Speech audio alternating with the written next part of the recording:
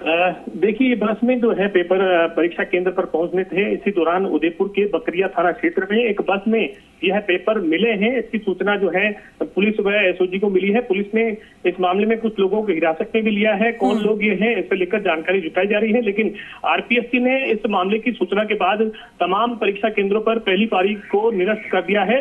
1193 परीक्षा केंद्रों पर यह जो परीक्षा आयोजित होनी थी, तमाम स्थानों पर यह परीक्षा को निरस्त कर दिया गया है। लेकिन आपको बता दें कि जो दूसरा पेपर है विज्ञान का, वो विधिवत जारी रहेगा। इसे लेकर कोई भी परिवर्तन नहीं किया गया है। जो आगामी जो इनका कार्यक्रम है वो विधिवत वैसे की वैसे ही जारी रहेगा। लेकिन जो पहली पारी का जो पेपर है वो मिलने के कारण जो है इसको निरस्त किया गया है। तो ऐसे में आरपीएससी इस मामले में जांच में जुटी है कि यह मामला कैसे सामने आया, इसके पीछे क्या कारण है। लेकिन इसमें पुलिस और एसओजी भी अपनी तफ्तीश कर रही है कि ये पेपर कैसे जो है, कहां से ये चूक हुई है, कैसे ये पेपर निकला है। तो उदयपुर जो एसपी है वो खुद इस मामले में जानकारी जुटा रहे हैं और क्या कारण इसके पीछे रहे, इसको लेकर उदयपुर में जांच की जा रही है। हालांकि आरपीएससी जो है जो पहला पेपर है 1193 स्थानों पर परीक्षा केंद्रों पर आयोजित किया जाना था, उसको निरस्त कर दिया गया है। जी, दूसरी पारी में परीक्षा जो है वो विधिवत जारी रहेगी, आप जानकारी साझा कर रहे हैं।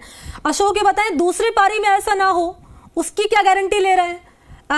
उसकी गारंटी लिया जा रहा है प्रशासन की ओर से? क्योंकि तस्वीरें तो शुरुआत में आपने दिखाई थी ना अशोक, आपने बातचीत की थी और आपने बताया था किस तरीके से इंतजामात माकूल तौर पर किए गए हैं सुरक्षा के लिहाज से। और अब सवाल ये कि हमेशा हम ये देखते हैं कि परीक्षा होती है और सेंधमारी होती है और चूक होती है और पेपर इस तरह से आउट हो जाता है और साफ तौर पर होता ये कि छात्रों के भविष्य के साथ खिलवाड़। अब वो ये कह रहे हैं कि हम तैयारी करके आए हैं, क्या फायदा तैयारी का हमारा?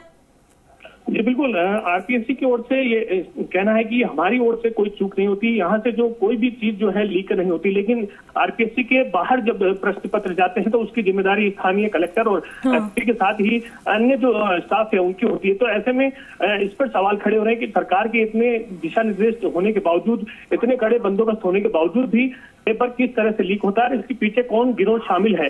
तो इस मामले को लेकर जो है एसओजी जो है अब एक्शन मोड में है और अलग अलग स्थानों पर जो है इस मामले की जांच भी की जा रही है कि ये पेपर क्यों और कहां से लीक हुआ है। तो आरपीएससी ने अपनी ओर से तमाम व्यवस्थाएं की थी, लेकिन इसके बावजूद भी पेपर जो है लीक हुआ है। इसमें हजारों जो अभ्यर्थी है वो यहाँ पर जो है परेशान होते हुए नजर आएंगे, क्योंकि 1193 स्थानों पर जो परीक्षा केंद्रों पर ये परीक्षा आयोजित हो रही थी। ऐसे में लाखों लोग जो हैं इस परीक्षा में भाग ले रहे हैं। इसके बावजूद भी अगर पेपर लीक हो जाता है और इस तरीके की बातें सामने आती है तो उनके भविष्य पर भी खिलवाड़ होता है। वो फिर जिम्मेदारी कौन लेगा अशोक? आरपीएससी कह रहा है हमारी जिम्मेदारी नहीं है, प्रशासन कह रहा है हम कार्रवाई कर रहे हैं। और हम हमेशा यही तस्वीरें देखते हैं जब जब एग्जाम होता है, चाहे किसी भी भर्ती की परीक्षा हो, तब तब हम यही तस्वीरें देखते हैं। फिर जिम्मेदारी कौन लेगा, ये सवाल तो है ना अशोक। मैं लौटूंगी आपके पास, नागौर से दामोदर भी लगातार बने हुए हैं। दामोदर, अब ये बताइए कार्रवाई क्या की जा रही है इस मामले में?